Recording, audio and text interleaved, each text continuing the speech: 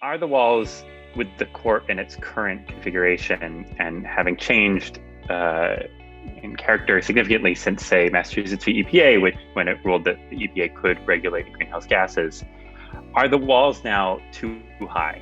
If you're working in the Biden administration, let's say on January 21, you should be able then, or within 4 days, to be able to tell the president, with respect to fuel economy standards, here's something we do where the chance of invalidation is basically zero.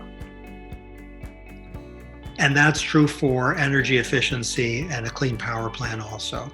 The clean power plan, I think, I am much more pessimistic. I think it is, for the reasons that Professor Sunstein mentioned, it's going to be a hard uphill battle.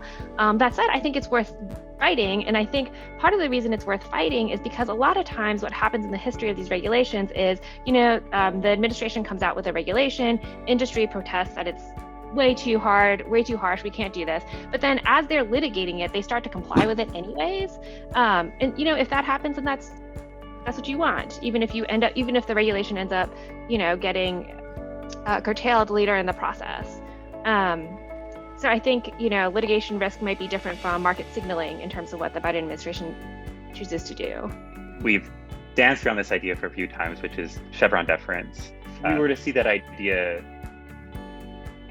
be revoked or changed or altered in some way, how big a threat do you think this is to the enterprise of regulating climate change and to using the Clean Air Act to tackle CO2? Chevron is overruled or cabined, and I think it's highly likely to be cabined, and it's potentially going to be overruled.